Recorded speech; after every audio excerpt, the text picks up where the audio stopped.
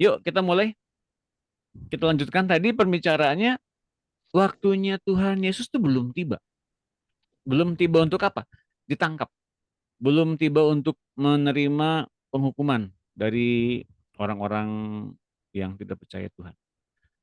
Jadi ketika Yesus kemudian menceritakan tentang siapa dia, ya, tentang bagaimana ia menyembuhkan orang sakit, bagaimana dia kemudian memulihkan banyak orang, bertemu dengan Bartimeus, Zakheus, bertemu dengan Marta, bertemu dengan Maria, dengan Lazarus, dengan Petrus, dengan semuanya. Artinya dia punya satu pekerjaan, dia punya satu target, dia punya satu apa, eh, hal-hal yang mesti dikerjakan. Dan sampai dengan itu roh jahat yang kemudian tahu siapa Yesus dilarang keras untuk membicarakan tentang siapa Yesus. Kenapa? Karena takut kemudian orang-orang menyembah Yesus enggak seperti apa yang seharusnya.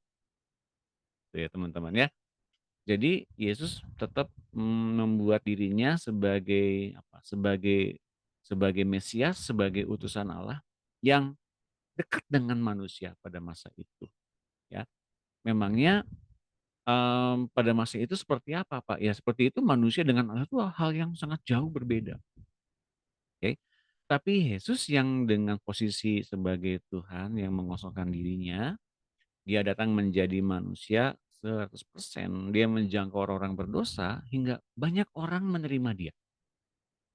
Kalau memang ada jarak yang sedemikian besarnya itu di antara para manusia berdosa dan Allah yang datang sebagai manusia, maka dikhawatirkan akan banyak orang memandang salah tentang siapa Yesus dan tetap menjaga jarak tentang apa maksud Yesus datang, untuk apa dia datang ke dunia ini.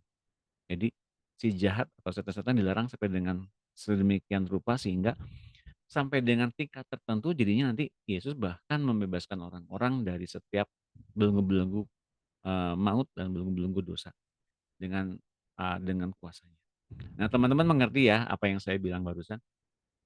Tadi Bu Ari udah mau ke arah sana cuman bingung.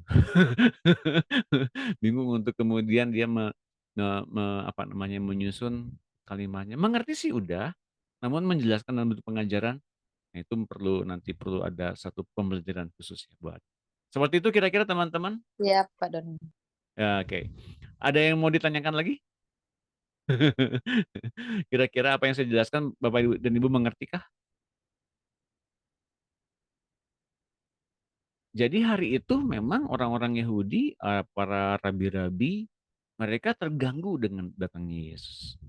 Jadi mereka pun sebetulnya mencari cara, ya, kemudian mencari cara untuk kemudian mereka menjebak, mereka kemudian memfitnah, mereka kemudian mencari cara untuk menangkap Yesus. Tapi nggak sempat apa namanya, nggak terjadi terus karena memang waktunya belum tiba. Itu teman-teman. Oke, ada pertanyaan lagi? Tidak ada? Oke, selanjutkan ya. Mari kita lanjutkan. Ini perlu agak lama. Bentar. Tes.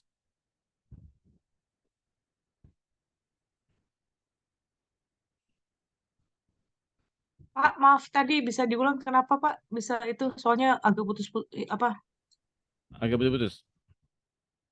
itu Ya. loh yang penyebab maksudnya menyesuaikan dengan perkataan apa dengan penjelasannya Ibu Ari gitu Pak. Maaf maaf ditolong diulang Pak. Terima kasih. Ya, jadi kedatangan Tuhan Yesus itu dalam arti bahwa ia sedang menjadi manusia, menjebatani antara manusia dengan Allah. Nah, kalau dia datang jadi sosoknya Allah yang seperti menjumpai Musa, menjumpai Abraham, ya. Banyak orang mungkin tidak akan bisa bertobat di hari-hari itu, atau banyak mungkin orang-orang yang kemudian membandingkan dia dengan Allah yang mereka sembah sebagai Allah Israel, ya.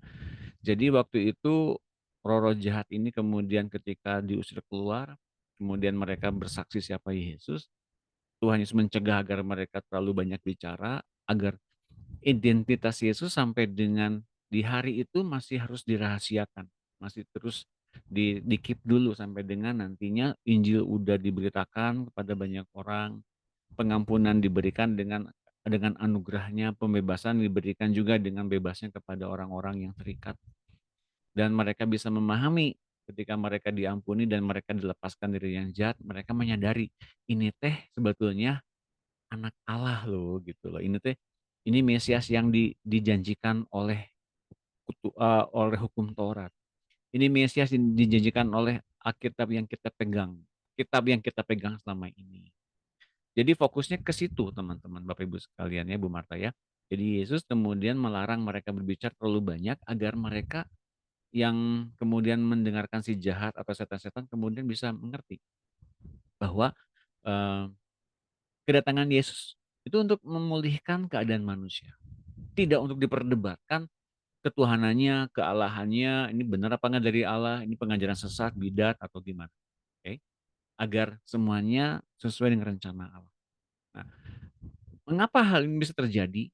Karena kemudian memang kedatangan Tuhan Yesus itu untuk kemudian membuat satu kerajaan Allah di bumi. Oke, di mana tadi saya udah membandingkan bait Allah yang ada di masa itu ternyata difungsikan sebagai perdagangan orang-orang Yahudi saja. Meskipun tampilannya rohani, tapi isinya ya kemudian perdagangan itu aja. Perdagangan berupa memperkaya diri sendiri dengan cara-cara yang seolah-olah rohani, pada sebetulnya orang-orang yang di dalamnya memang mereka memperkaya diri sendiri dengan apa yang diberikan oleh orang-orang Israel di masa itu. Jadi singkatnya gini, teman-teman. Kalau Yesus melarang roh jahat bicara agar kedatangan Tuhan Yesus itu sampai dengan satu tingkat tertentu akhirnya memang akan disalibkan. Tapi di masa dia sampai dengan disalibkan itu mesti kemudian banyak orang dilepaskan, dibebaskan, dipulihkan dan dibangun rohnya. Yang udah menganggap diri apa udah datang pada Silakan terusin. Siapa yang bicara?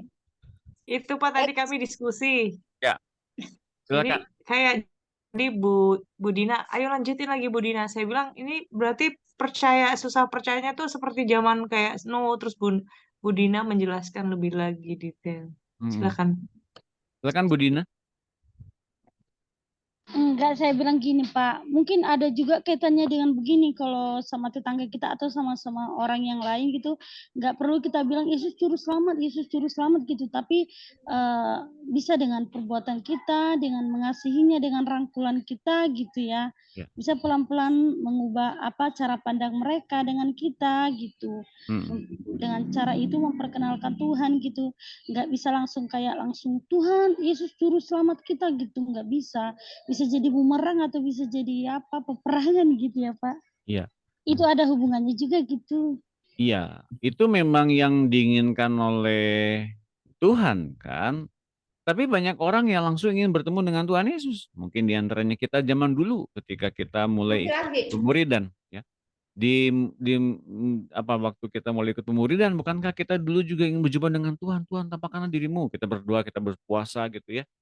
Ingin berjumpa dengan Tuhan pribadi, dengan dia secara pribadi, ingin seperti bagaimana menyembah di gunung yang kudus seperti begitu ya. Nah, hal-hal yang seperti begitu kan sebetulnya hal-hal yang wajar bukan? Tapi sebetulnya dari yang kita sekarang yang kita ketahui sekarang, kita tuh punya berhala apa gitu loh. Punya pemikiran tentang Tuhan seperti apa. Nah, yang ini yang sedang Tuhan singkirkan dari diri kita. Contoh hal yang terjadi bangsa Israel. Bangsa Israel. Mereka keluar dari Mesir ya dengan perbuatan Allah yang luar biasa dahsyat kepada mereka ketika mereka diperbudak oleh Firaun Meneftah ya. Dan kemudian Tuhan menimpakan 10 tulah kepada orang Mesir sementara orang Israel dipelihara oleh Tuhan. Kurang apa? Nah, ternyata bagi mereka masih punya berhala-berhala. Di Mesir mereka nggak ketahuan seperti apa berhala itu dalam diri mereka. Tapi ternyata ketika mereka di padang gurun setelah dibebaskan oleh Tuhan, mereka menciptakan Allah dalam pikiran mereka dalam wujud anak lembu emas. Kok jadi anak lembu emas Allahnya? Tuhannya seperti itu, mengapa? Gitu loh teman-teman, Bapak Ibu sekalian. Berangkat dari situ ternyata kita mesti tahu dalam versinya kita, pikiran kita, pengertian kita, Tuhan tuh siapa sih? Nah, Tuhan tuh bicara juga kepada murid-muridnya, menurut kamu siapakah aku ini? Gitu kan teman-teman. Banyak orang berbicara, ya jangan-jangan Elia gitu ya, jangan-jangan Yohanes Pembaptis, jangan-jangan begini begitu, jangan-jangan nabi yang lama tuh. Ternyata mereka punya pemikiran yang berbeda-beda tentang siapa Yesus. Nah, Yesusnya kemudian setelah memberikan kepada kita benih yang baru, yaitu rohnya, dan kita mesti mengalami dia seperti apa. Nah, teman-teman sekarang kita mengerti hubungannya dengan pelajaran yang kita dapatkan hari ini tentang iman. Iman itu apa sih? Iman itu muncul dari perkataan Tuhan. Bukan Putus soal lagi ya? gimana? Iya, putus-putus. Itu putus ya? Cina yang lagi jelek. Jaringannya jelek sekali ini teman-teman, mohon maaf ya. Gue nih. Ya, tes 1 2 3. Kalau di saya sih masih tetap berjalan. Yang lain gimana? Bagus. Udah, Pak. Oke. Jadi pernyataan Tuhan kepada kita itu dan kemudian kita merespon, respon itulah yang kemudian kita kenal sebagai iman. Bahwa perbuatan Tuhan Yesus yang menyembuhkan kita, membangkitkan rohani kita, membuat kita concern kepada perkataannya, kepada firman-Nya, atau setidaknya minimal pengen baca Alkitab gitu ya, pengen pemburidan gitu ya. Itu jadi modal dasar untuk kenal dia. Nah teman-teman begitu ya. Habis kemudian kita baca Alkitab, kita nyembah dia, kita worship, kita bahasa roh, apalah itu medianya seperti itu. Kemudian yang terjadi apa? Apakah ada perubahan karakter? Apakah ada perubahan pandangan? Perubahan perspektif? Apakah ada perubahan tabiat dasar kita yang kemudian kitanya nggak bisa ngampunin, memang nggak bisa ngampunin. Tapi kita bisa ngampunin, tapi mengampunin ditekan-tekan gitu ya, tapi itu pun nanti akan bertumbuh sampai dengan akhirnya kita bisa mengenal bagaimana kemudian iman itu hidup dalam diri anak Allah yang kita kenal Yesusnya sudah hidup, tumbuh sempurna dalam diri kita. Nah, kalau kita udah mengenal pikirannya, hatinya, kita pindahin hati dan pikiran kita ke arah dia. Artinya, dengan membiarkan dia ngambil keputusan. Tuhan, apa yang kau mau? Begini. Ambil yang begitunya, yang Tuhan bilang. Tuhan, apa yang kau mau, A atau B? A. Ambil A. Itu kemudian kita bisa disebut sebagai orang yang menemukan. Teman-teman, seperti itu. Baru kemudian sampai dengan setiap aspek kehidupan kita, kemudian kita membuat Tuhan Yesus sebagai sang penentu keputusan kita, sang pembuat pikiran-pikiran yang baru dalam diri kita, sampai dengan kita dituntun terus oleh dia, sampai dengan kita bisa mengenal siapa-siapa saja yang Tuhan rindukan untuk mereka akhirnya ngalamin Tuhan lewat hidup kita. Jelas teman-teman? Relate ya dengan terhubung ya dengan apa yang kita sekarang pelajari selama ini di FFG. Karena pada dasarnya kerinduan Tuhan itu ingin menjangkau banyak orang. Lewat siapa yang duluan ia jangkau kita. Jadi kitanya kalau kemudian masihkah bisa mempunyai dua hidup yang berbeda, kitanya masih punya hidup yang lama yang diimpartasikan kepada orang lain, bisa juga. Tapi setidaknya teman-teman yang melihat saya, yang saat ini melihat saya, dengerin Tuhan Yesus ya, yang ada di hati kita masing-masing. Teman-teman gak usah ngikutin seluruhnya apa yang saya bilang. Asalkan Yesusnya ada di hati teman-teman, ikuti itu terus, hingga akhirnya menemukan Kristus yang penuh dalam diri teman-teman sendiri. Jadi teman-teman jangan menganggap diri saya sebagai sang guru yang seperti Tuhan Yesus. Nah. Kita semua ke arah Kristus semuanya tanpa terkecuali. Dengerin itu. Tugas saya adalah membuat teman-teman mengasihi Tuhan dan membuat teman-teman mengenal Tuhan dan membuat teman-teman penuh dalam Tuhan. Jadi jangan sampai kemudian mencontoh terus saya sebagai Kristus. Salah. Tepuk tangan semuanya. Karena mengerti ya, Seperti itu, harusnya seperti itu, teman-teman. Mengerti nggak? Mengerti, Pak. Ngerti ya? Udah jelas, Pak. Puji Tuhan. Ya. Jelas, Pak. Jelas ya. Jadi jangan lihat orangnya, lihat Kristusnya yang bergerak di hati kita masing-masing. Teman-teman punya filternya bersama-sama dengan Roh Kudus. Teman-teman punya pribadi Kristusnya bersama-sama dengan Roh Kudus. Nah, dengerin dia terus. Ya. Dan kita akan terhubung sepenuhnya dengan sempurna oleh kasih Allah yang menyempurnakan. Itu teman-teman, mengerti ya? Saya pun sedang bertumbuh juga sama seperti teman-teman gitu loh teman-teman ya. Jadi jangan sampai saya jatuh juga ke dalam kesombongan. Apalagi kesombongan rohani. Mengerti ya? Oke, ada lagi pertanyaan? Mengerti yang saya maksudkan Bu Marta? Iya, Pak. Cuman saya pikir coba kalau dari dulu ya. Cuman inilah mungkin waktunya Tuhan buat kita ya. Iya. Bagaimanapun Kristusnya nantinya akan sempurna dalam diri kita kalau kita semakin mengesampingkan keinginan atau self-centered yang kita ingin. Kita tuh punya keinginan dasar kan sebetulnya. Itu semakin terkikis, nanti kita bisa menemukan. Kita punya kerinduan, kita punya pergumulan, kesampingkan itu dulu, temukan Tuhan.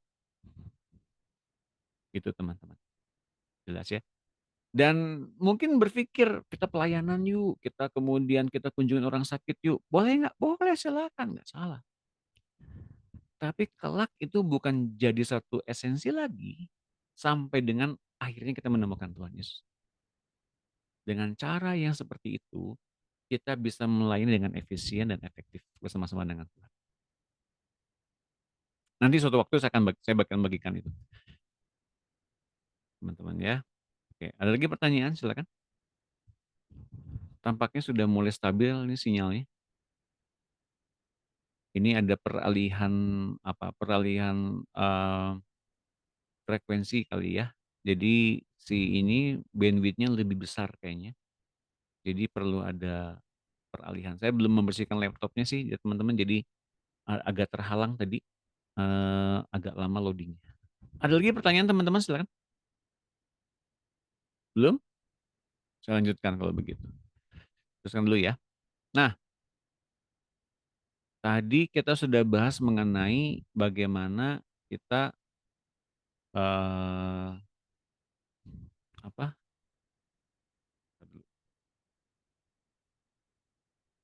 Oh ini sih, ntar dulu ya.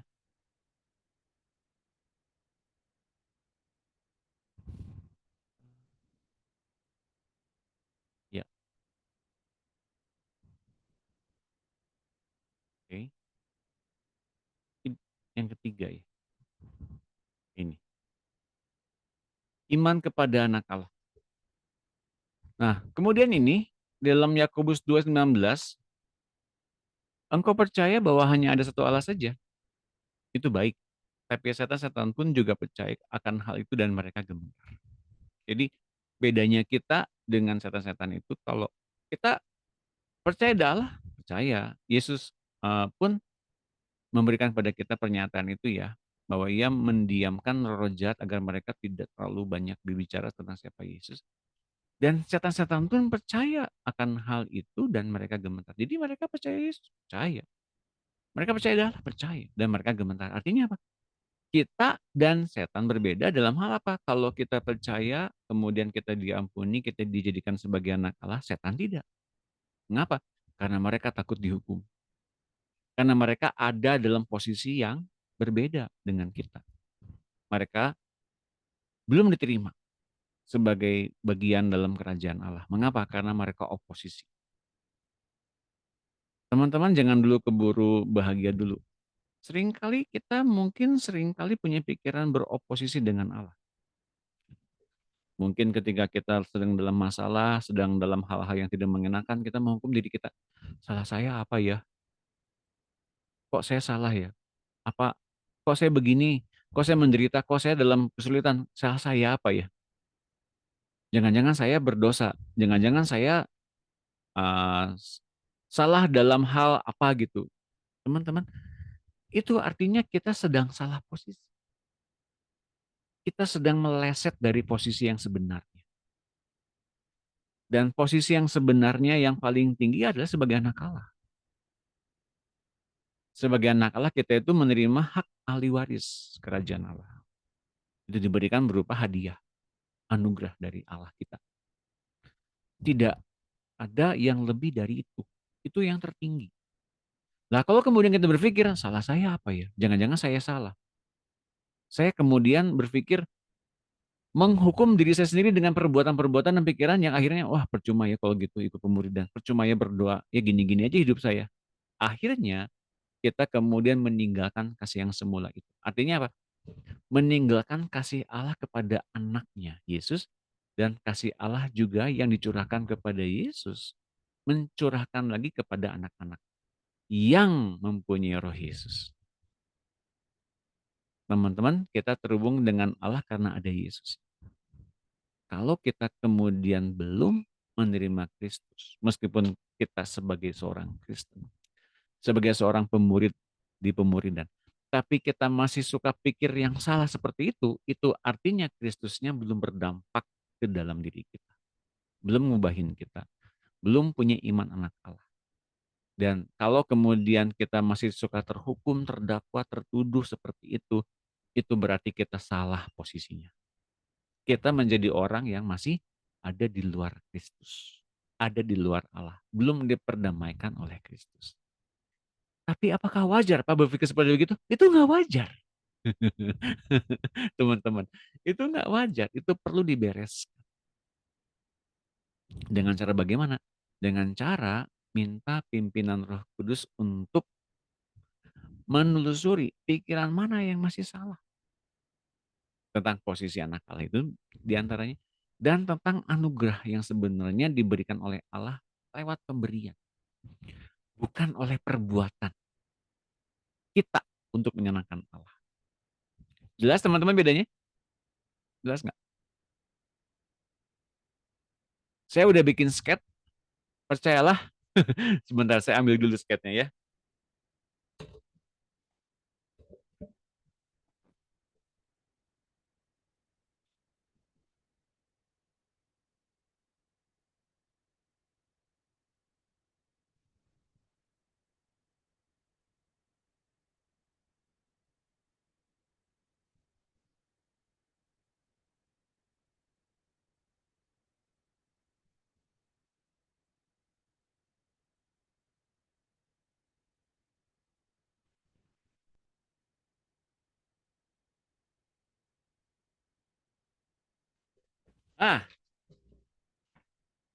Teman-teman, believe it or not, yang tadi kita bicarakan dari awal, pembicaraannya Bu Ari, pertanyaan Bu Marta, ya, sebetulnya saya sudah sketch sejak awal. Sketnya ini. Kelihatan nggak? Ini sketnya. Dan dibikin 2. Nanti saya akan jelaskan karena ini pun masih bentuknya berupa sketch, berupa satu bentuk chattingan sebetulnya. Jadi ketika saya lagi nyiram tanaman, tepatnya, lagi nyiram tanaman dan lagi kasih makan kucing-kucing, tuh Bu Rahel tahu tuh, saya seneng kucing. Di rumah ada kucing-kucing. Jadi saya lagi ngasih makan kucing-kucing dan lagi nyiram tanaman, tiba-tiba kepikiran ini. Dan saya tuliskanlah ini dalam bentuk tulisan sketch. Jadinya saya mengerti dengan jelas. Dengan cara yang tadi saya bilang barusan bahwa Allah Bapa menerima kita karena ada Yesus. Karena Yesusnya dalam diri kita dan Dia, Yesus itu sendiri yang memperdamaikan kita dengan Allah, maka dalam fungsi itu Yesus sebagai imam besar agung yang menggantikan posisi kita dari yang terkutuk, dari yang berdosa, dari yang jauh dari Allah, dari roh yang miskin. Ia menjadi terkutuk, tanda kutip, ia menjadi ditimpakan dosanya kepada dia menjadi jauh dari Allah, dia menjadi manusia yang miskin untuk kita jadinya diberkati, kudus, menjadi sekutunya Allah, dan menjadi penuh dengan roh Allah. Semoga teman-teman menangkap ini. Dan untuk apa sih Yesus lakukan itu untuk kita? Agar Ia yang telah melakukan bagi kita, kita pun wajib melakukan hal yang sama kepada sesama kita. Just what Jesus did to us, apa yang telah Tuhan lakukan bagi kita. You do the same as Jesus does to you. Wah, itu dalam bahasa Inggrisnya. Itu yang kemudian saya dapatkan semalaman tadi. Jadi sekarang pertanyaannya, buktinya apa? Kita itu masih ada dalam wilayah berkat atau kita masih ada di wilayah terkutuk? Ada yang pengen tahu?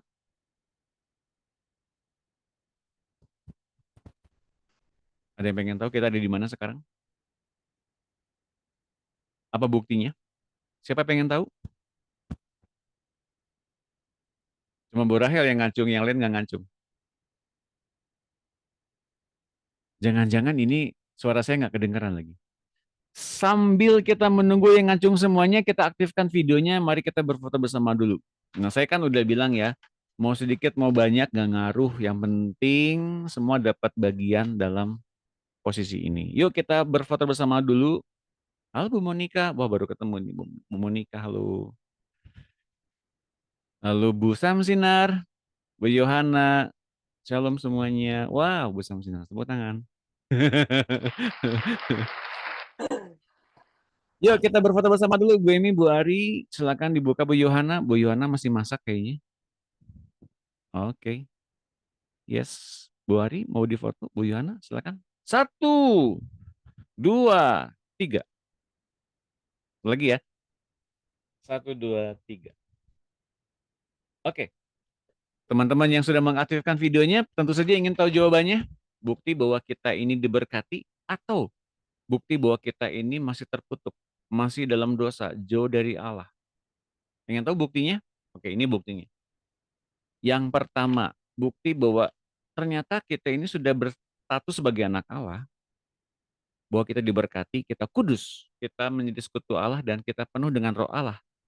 Dengan anugerah yang Allah berikan, bukan karena perbuatan kita ya. Artinya adalah kita pasti punya bukti. Buktinya apa? Bahwa semakin banyak, semakin hari, semakin sering kita memikirkan siapa Yesus, apa yang Yesus inginkan, urusan apa yang hendak Yesus ingin lakukan dalam diri kita dan dalam diri orang lain. Dan semakin kita menyediakan diri bahwa saya available untuk Tuhan bicara kepada saya, artinya kita sudah ada dalam posisi diberkati, kudus, sekutu Allah, dan penuh dengan roh Allah. Itu buktinya. Tepuk tangan. Satu aja teman-teman udah punya pikiran begitu, itu sudah ada dalam status diberkati oleh Allah. Sebagai anak Allah. Oke. Tapi kalau ternyata teman-teman punya satu aja di posisi ini, kita masih memikirkan tentang kita. Nggak apa-apa, saya mas senang mikirin Tuhan. Oke. Contohnya, mikirin kita tuh apa? Mikirin tentang kecemasan, kekhawatiran, gambar diri, penerimaan diri tentang, aduh kok gue gini-gini amat ya? Aduh nanti besok gimana? Besok gimana nih mesti ngelakuin apa nih? Pekerjaan apa yang mesti saya lakukan? Besok saya makan apa ya? Aduh Tuhan gimana nih? Anak-anak saya sekolahnya minggu depan belum bayar. Tuh Tuhan nih gimana nih? Nah, ketika kita memikirkan the more of I, the more of us, instead of mikirin Tuhan dan kerinduannya, maka kita menjadi orang yang self-centered. Dan kita masih mikirin self-business, mikirin kesibukan diri pribadi, kesibukan pribadi kita masing-masing. Dan kita masih memerlukan pemenuhan kebutuhan diri dari kecemasan yang kita sering pikirkan, kekhawatiran yang sering kali menjelma dalam pikiran-pikiran kita tentang hari-hari ini. Bahwa kita masih punya gambar diri yang masih saja rusak, belum rasanya diampuni, belum dipulihkan, masih ngaco-ngaco gitu, dan kita masih belum bisa ngampuni sepenuhnya orang lain, artinya kita masih punya penerimaan diri yang salah di mata Allah. dan kita masih bilang gini, Tuhan kok engkau nggak perhatikan aku Tuhan. Itu tandanya kita ada di wilayah kutuk. Kita ada di wilayah dosa. Jatuh bangun dalam dosa, dosa pikiran yang salah. Dan kita masih ngerasa jauh dari Allah. Dan kita masih punya roh yang miskin. Di manakah wilayah kita sebetulnya? Mesti dijawab. Di hati kita masing-masing kita punya Roh Kudus ya. Kalau kita masih punya kepikiran self-centered atau self-business, atau kita masih berpikir tentang pemenuhan kebutuhan pribadi kita secara kecemasan, kekhawatiran yang mesti kita tanggulangi, berarti kita masih ada di wilayah di luar Allah. Meskipun kita masih jadi orang Kristen, masih di pemuridan, masih ikut webinar, tapi kita masih mempunyai roh yang miskin. Tepuk tangan semuanya. Nah, teman-teman, nanti lebih lengkapnya saya akan jelaskan. Karena ini pun masih sket dan saya mesti membagikan ini secara universal dulu kepada teman-teman di sini. Teman-teman di sini setidaknya mempunyai satu saja kepikiran apa sih yang sedang dipikirkan Yesus saat ini. Punya itu aja dulu. Apa saja yang dipikirkan Tuhan, apa kerinduannya, apa keinginannya. Masuk ke dalamnya dan hidupi itu. Itu aja udah membuat kita diberkati, kudus, sekutu Allah dan penuh dengan roh Allah. Tapi kan saya masih belum sempurna. Nggak peduli soal itu. Penuhlah dengan pikiran-pikiran yang sedang Tuhan pikirkan saja. Jelas teman-teman? Ada pertanyaan?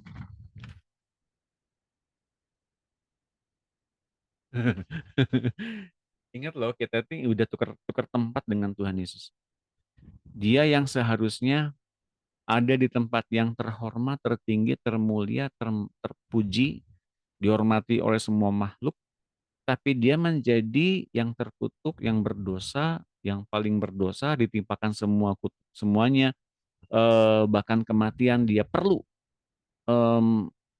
pikul semuanya untuk membebaskan kita agar kita nggak usah lagi menjadi orang terkutuk, diperbudak kebinasaan, diperbudak semua hukum-hukum yang ada, agar kita semua menjadi anak Allah. Kalau itu sudah dilakukan oleh Tuhan Yesus dan kita masih punya pikiran-pikiran begitu, kita masih beralih kembali kepada roh yang miskin dan roh yang berbudak kita di dunia ini. So jangan mau seperti itu ya. Ada pertanyaan? Yang bingung? Yang ngerasa terlalu cepat penjelasan saya? Silakan. Tidak ada? Yang mengerti? Yang diberkati ya? Keren. Angkat tangan yang diberkati, angkat tangan. Nah, berarti sekarang udah punya ya. Punya pikiran Kristus berarti itu punya pikiran diberkati. Jangan lagi tinggal di wilayah kutuk, teman-teman. Karena ini masalah posisi dan pindah daerah aja. Jelas? Siapa yang tertegur hari ini? Selain saya? Saya, Pak. Betul. Baguslah. Kalau tertegur. Saya pun tertegur kemarin malam. Aduh iya ya. Tertegur juga nih saya. Tertegurnya gimana Bu Dina? Pengen tahu dong. Silakan.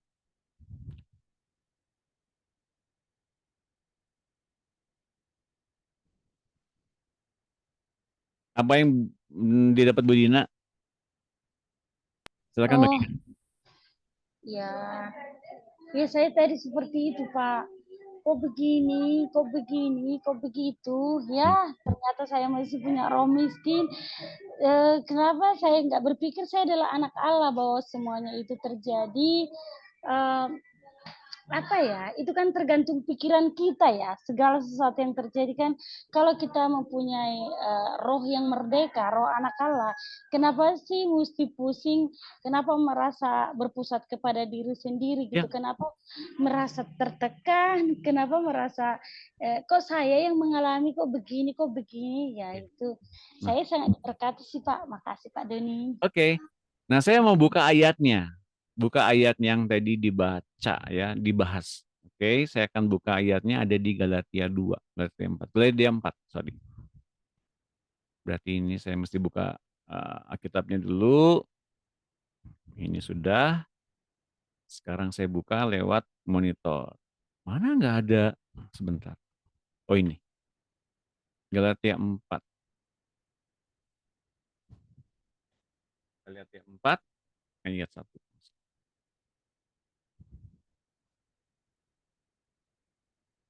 Oke, kita baca dulu Galatia 4 ya, teman-teman, sebagai ayat penutup.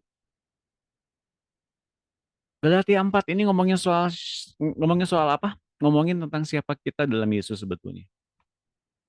Yang dimaksud ialah selama seorang ahli waris belum akil balik, sedikit pun ia tidak berbeda dengan seorang hamba. Sungguh pun ia adalah tuan dari segala sesuatu, tapi ia berada di bawah perwalian dan pengawasan sampai pada saat yang telah ditentukan oleh Bapaknya.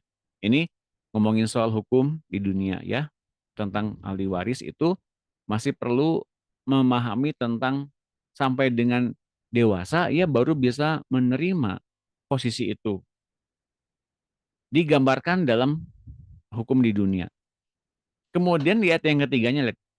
Demikian pula kita selama kita belum akil balik, demikian pula kita digambarkan di dunia dan ada penggambarannya digenapi dalam pengajaran ini. Selama kita belum akil balik, kita takluk juga kepada roh-roh dunia yang miskin. Nanti ada ayatnya ya. Nah, jadi kalau sudah akil balik, kita bebas dong Pak. Iya, dari roh-roh dunia yang miskin ini. Kapan akil baliknya? Nanti kita akan lihat ya. Tapi setelah genap waktunya, maka Allah mengutus anaknya yang lahir dari seorang perempuan dan takluk kepada hukum Taurat. Yesus menjadikan dirinya menjadi terkutuk, ditimpakan dosa, menjadi manusia ilahi yang jauh dari Allah, dan kemudian dia seolah-olah penuh dengan kemiskinan. Untuk apa sih? Untuk menembus mereka yang takluk kepada hukum Taurat, supaya kita diterima menjadi anak. Dan karena kamu adalah anak, maka Allah telah menyuruh roh anaknya ke dalam hati kita yang berseru, ya Aba ya Bapa. Jadi kamu bukan lagi hamba, melainkan anak, selama kita memiliki roh Yesus. Jikalau kamu anak, maka kamu juga adalah ahli-ahli waris oleh Allah. 8. Dahulu ketika kamu tidak mengenal Allah, kita sekarang mengenal Allah belum? Belum Pak, atau sudah Pak? Itu jawabannya relatif. Mengapa? Lihat ini.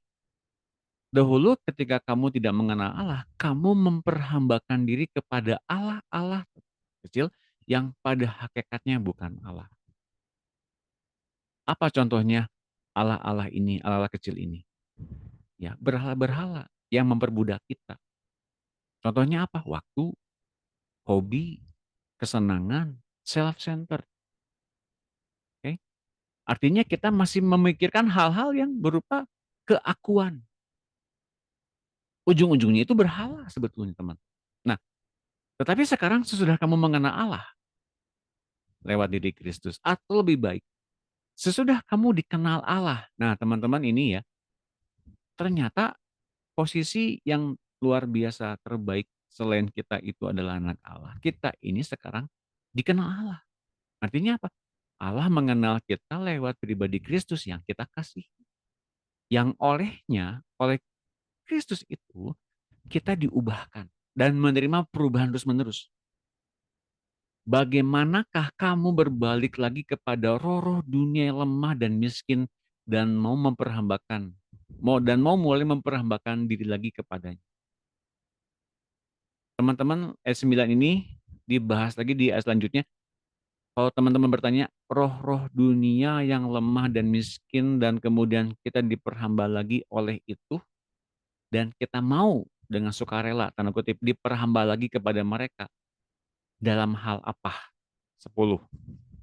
Kamu dengan teliti memelihara hari-hari tertentu, bulan-bulan, masa-masa yang tetap, dan tahun-tahun.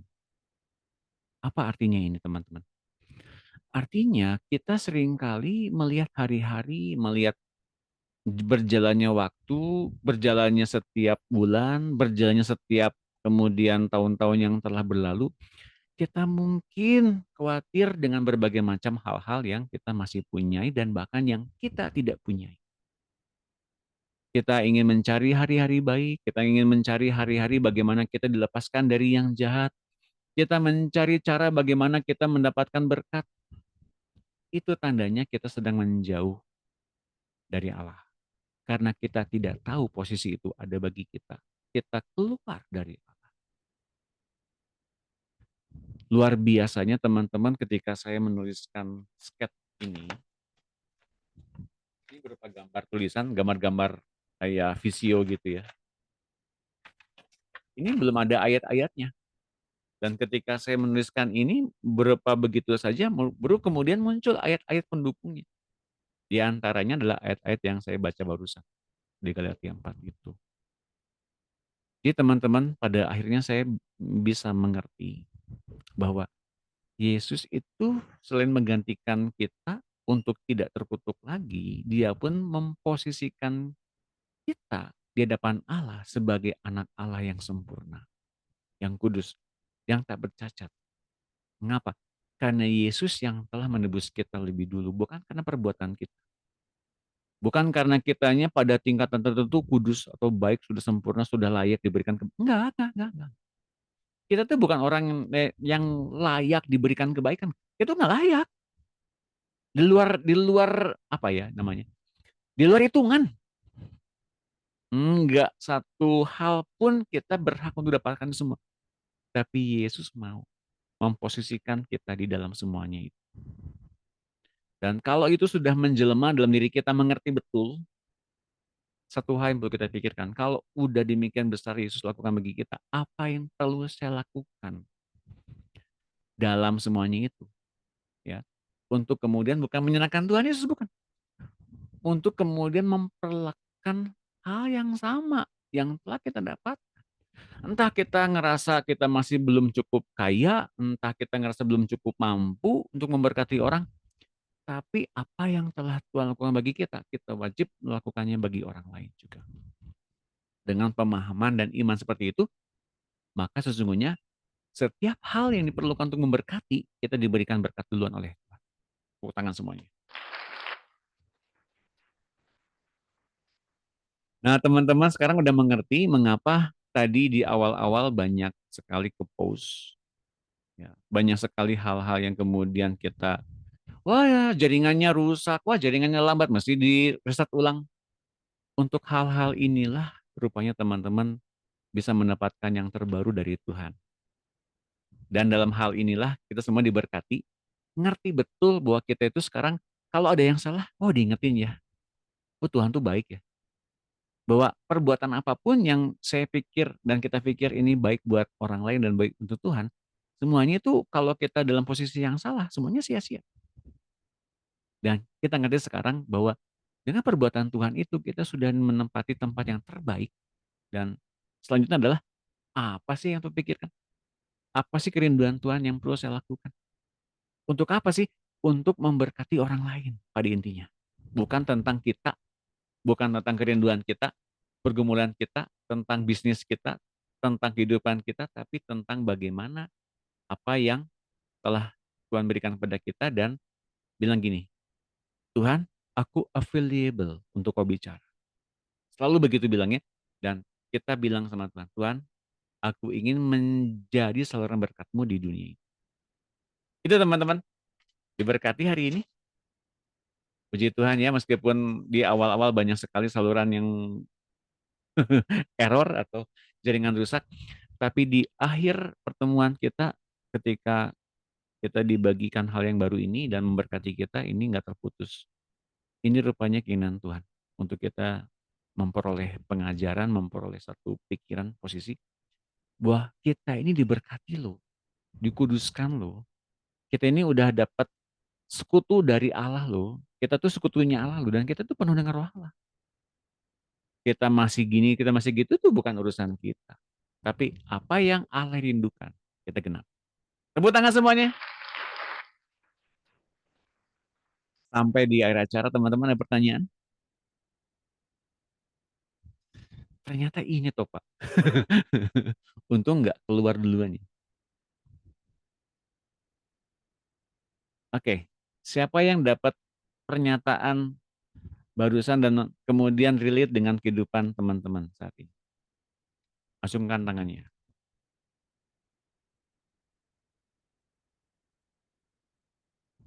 Nggak relate? Itu banget ya Pak ya. Hah? Ibaratnya ketika kita ibaratnya berpikiran lain, ini pengajaran langsung begini, ini maksudku begitu. Iya. Ketika misalnya kita agak lain dari pandangan Tuhan, dari cara pandangnya, nanti lewat pemuritan Tuhan ngomong gitu. Pokoknya dia baik banget lah Pak. Nggak dibiarkannya kita lari dari pandangannya gitu. Iya. Apalagi baik banget lah. Puji Tuhan. Hari ini diberkati banget Pak. Iya. Karena selalu kita kadang di situnya tentang berpindah daerahnya itu yang apa ya, yang sering kali up down gitu. Di situnya kenanya gitu Pak. Kita kadang membedakan kita dengan orang lain gitu. Di situnya di dalam cara pandangnya itu. Padahal ya sangat diberkati loh Pak. Kalau ketika ikut ini atau dengar rekaman atau ikut pemuritan ini pasti apa yang di hati kita itu Tuhan akan bongkar gitu. Kadang kan kita bilang apa salah saya gitu, kenapa saya mengalami hal yang begini gitu. Betul. Tapi Tuhan balut lagi, bukan begitu, ini rencanaku begini, kenapa saya yang sangat sakit gitu, seolah-olah kita yang paling menderita banget gitu. Betul. Nah itu dia. Lagi sangat mengasihi kita semua, ya ampun, keren Tuhan kita ini, amin. Nah ini dia teman-temannya yang tadi dibilang sama Bu Dina ini relate banget dengan kehidupan kita kan. Bahwa kita menjadi orang yang sangat terpukul dengan keadaan, dengan suasana yang sekitar kita. Aduh, aku adalah orang yang sangat malang. Ya. Meskipun kita mungkin melihat orang-orang di bawah, oh bersyukur ya masih ada orang yang lebih parah dari saya gitu. Nggak kayak gitu juga teman-teman. Berarti kita masih ada di luar Tuhan, jauh banget. Nah, sekarang kita mengerti ya, bagaimana Tuhan tuh mengasihi dan memperhatikan kita. Sekarang tujuannya adalah, kalau tadi kita udah tahu, sekarang siapakah orang-orang yang perlu tahu Injil ini? Datang kepada mereka. Siapakah orang-orang yang tahu, yang sedang dalam kesulitan untuk ngalamin Tuhan? Siapakah orang-orang ini sekarang? Nah, kalau teman-teman sekarang mengerti bahwa memang sudah Tuhan punya kepengen seperti begini, sekarang tinggal berpikir begini teman-teman ya. Ini saran saya. Pikirkan apa yang sedang Tuhan pikir. Pikirkan tentang urusan Tuhan lewat kita dan hidup orang lain. Pikirkan bagaimana kita selalu available. Kalau Tuhan ingin bicara, bicaralah Tuhan, aku siap mendengarkan. Dengan begitu kita diisi terus dengan bukan dengan self-centered. Kita diisi terus dengan Jesus-centered. Karena kalau kemudian kita diisi dengan Jesus-centered, kita ini sedang berhadapan dengan Allah. Sang pemberi kehidupan sesungguhnya. Jadi urusan tentang bagaimana kita punya kecemasan, kekhawatiran, kekurangan, apapun itu yang bersumber dari self-centered, itu dipenuhi dengan setiap apa yang Allah sediakan secara rohani, dan kemudian ia akan melakukannya secara jasmania. Ia yang melakukannya loh. Ia yang melakukannya loh, bukan kita. Tugas kita jadinya apa? Carilah dulu kerajaan Allah dan kebenarannya. Dan semuanya itu akan tambahkan kepada kamu. Kalau lihat di Facebook saya tentang video yang saya pernah khotbahkan, bahwa hal-hal itu nggak esensial yang tentang kita butuhkan, itu nggak esensial sebetulnya. Tapi Bapakmu tahu kamu butuh semuanya itu. Hal-hal yang nggak penting itu, hal-hal yang tidak begitu penting itu akan diberikan juga penuh dalam diri kamu. Gitu loh. Jadi hal-hal itu akan diberikan juga. Tapi cari dulu apa yang sedang Tuhan ingin. Penuhi keinginannya. Makanya berkatnya dan kemudian berkat-berkat jasmaninya tersedia bagi siapapun yang memang mempunyai kepenuhan Allah dalam dirinya. Jelas ya teman-teman? Jawaban doa atas semua pergumulan kita hari ini terdapat dalam menemukan Tuhan. Bagi orang-orang yang kemudian skeptis tentang hal ini, mereka akan bilang, kan duit juga butuh. Iya, betul. Tapi cari dulu apa yang Tuhan inginkan. Karena semuanya itu akan ditambahkan kepada kita. So, nggak usah khawatir cemas, nggak usah khawatir tentang bagaimana yang kita butuhkan. Semuanya itu akan diberikan juga oleh Allah kita. Tapi penuhilah dulu iman kita dengan iman anak Allah. Ya teman-teman, penuhilah kita dengan Jesus Center. Apa yang Tuhan pikirkan, yang diinginkannya. Firman-Nya sudahkah menghidupi kita, mengubahkan kita? Sudah belum? Kalau sudah, ya wait and see. Jadilah sumber berkat bagi orang lain. Datang sebagai orang yang memberitakan Injil, memberitakan tentang pemulihan, kebangunan rohani kepada banyak orang. Dan lihatlah apa yang sedang Tuhan berikan kepada kita dan apa yang sedang Tuhan lakukan dalam kehidupan kita secara penuh. Tidak saja kepada kita, tapi kepada pasangan kita secara paket, kepada anak-anak kita, juga kepada seluruh orang-orang yang terkait kepada kita. Buktinya teman-teman di sini yang kemudian dapatkan ini yang pertama kali, meskipun ini dalam bentuk sketch, tapi itu hidup karena teman-teman mengalami langsung, ya, bagaimana self-centerednya dan bagaimana kemudian ditegurnya oleh Tuhan pada malam hari. Pulangan semuanya. Oke, ada lagi yang lain? Pertanyaan satu lagi, silakan. Ada lagi yang mau bagikan sesuatu di dapat hari ini? Ibu Ari, Bu Monika, Bu Marta, Bu Yohana, Bu Mundi, Bu Ya, Pak. Helvi. Ya, Bu Marta, silakan. Iya, itu termasuk salah satunya Tuhan lagi benahi area jiwa ya, Pak. Salah satunya ya. Iya, Pak. Terima kasih. Terima kasih. Jiwa Makanya itu, memang sekali lagi ya, Tuhan Yesus itu keren loh sebetulnya. Memang harus kita ucapkan syukur terus terima kasih. ya. Jiwa kita itu pengantara antara roh dengan tubuh. Jangan cuma ngeroh, karena kalau ngeroh saja kita jadi orang yang sukar menciptakan itu di dalam dunia materi karena jiwa kitanya bermasalah. Tapi selama jiwa kita dengan respon yang tepat, contohnya kalau respon yang tepat seperti apa? Menerima apa yang dibagikan barusan, kemudian kita bertobat dan berubah, itu jiwa yang merespon dengan baik firman Tuhan. Seketika akan kemudian kita mendapatkan kebenarannya, nilai kebenarannya. Seketika ketika jiwa kita mendapatkan respon yang benar. Respon kita akan firman Tuhan seperti apa? Kalau kita gampang percaya, gampang dipulihkan, maka berkat-berkat apa yang dibutuhkan untuk kita hidup di muka bumi ini secara sementara diberikan juga kepada kita. Dan bukan cuma itu, di hidup yang kekal, kita telah menerima pundi-pundi yang tidak pernah dirusak oleh ngengat dan karat. Yakinlah itu semuanya ada, teman-teman Bapak Ibu sekalian, ya, karena Tuhan menjamin semuanya itu dengan perkataannya. Oke, satu lagi, ada yang mau bagikan sesuatu mungkin?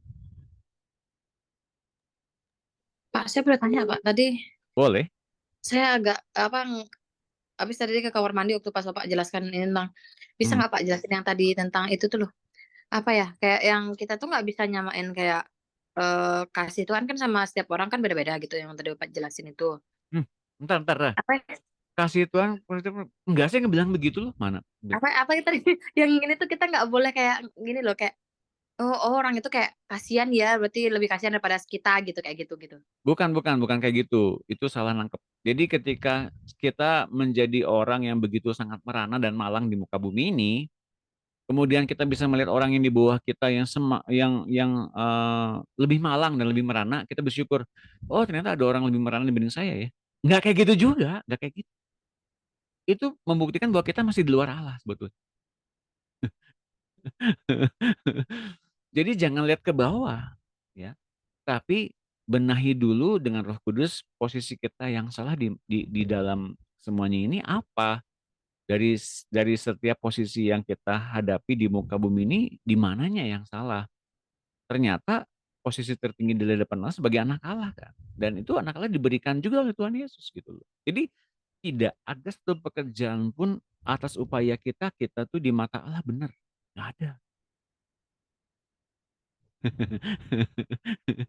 Jadi Nah, selama ini saya salah dong ya berarti ya.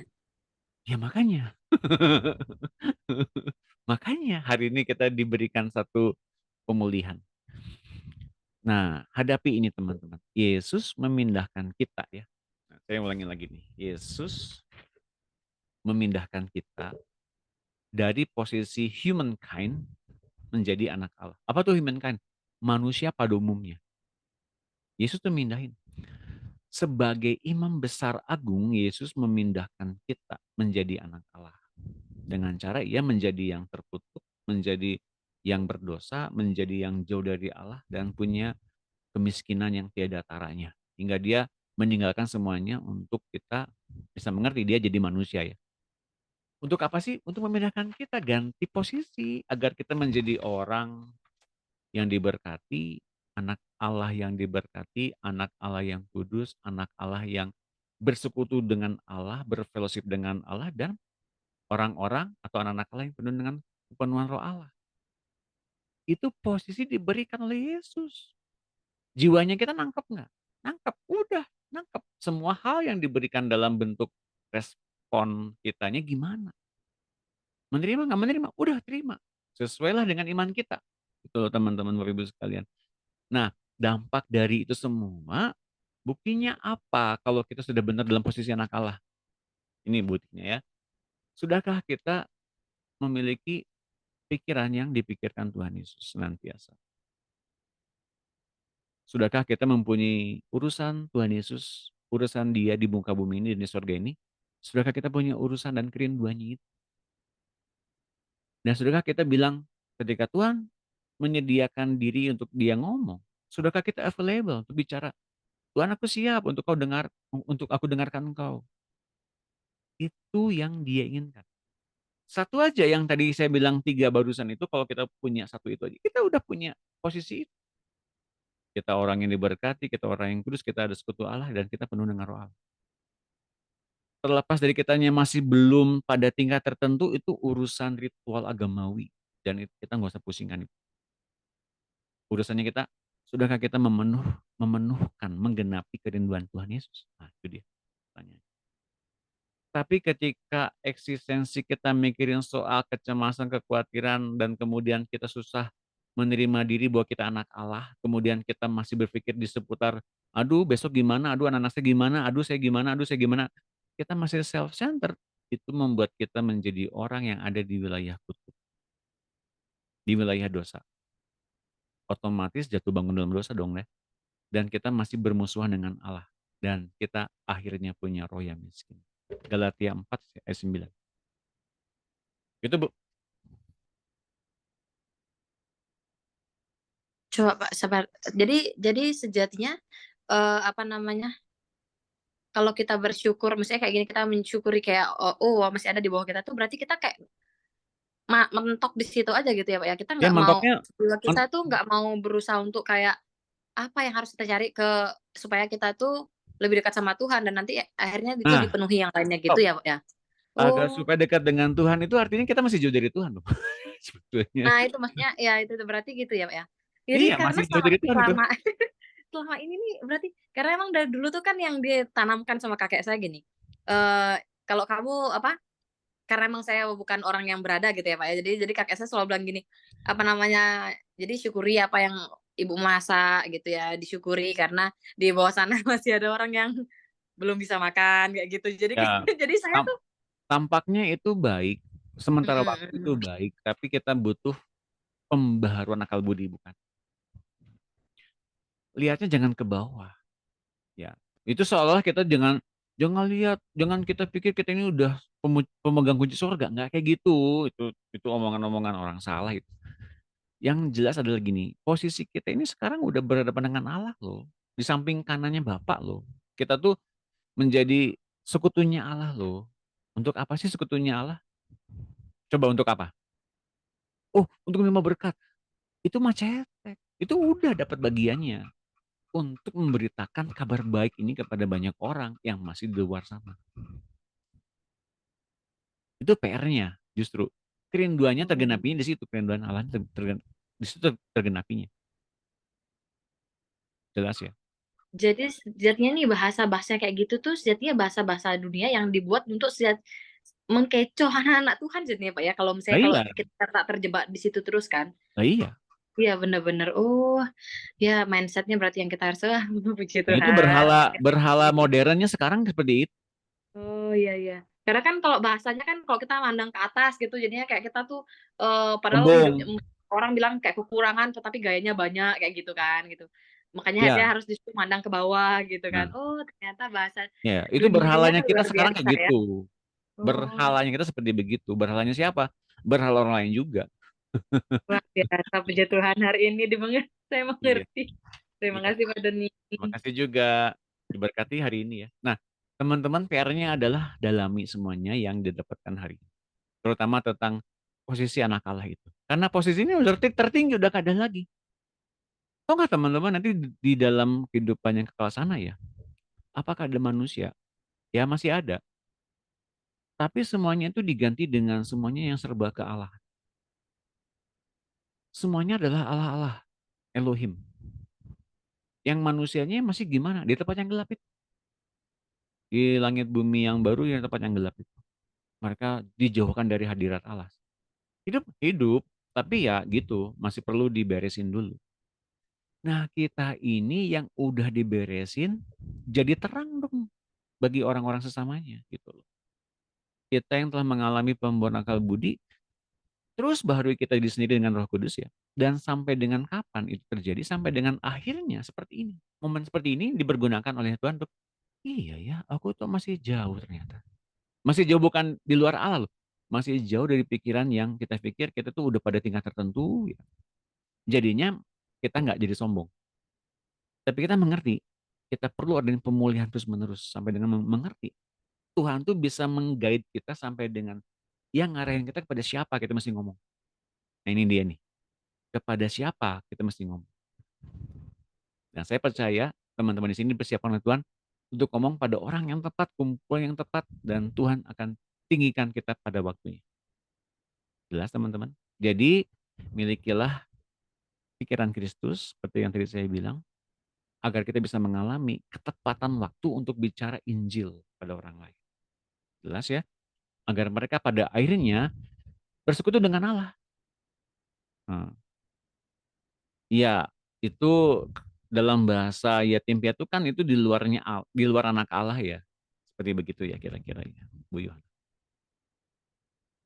Oke, saya rasa sudah jelas.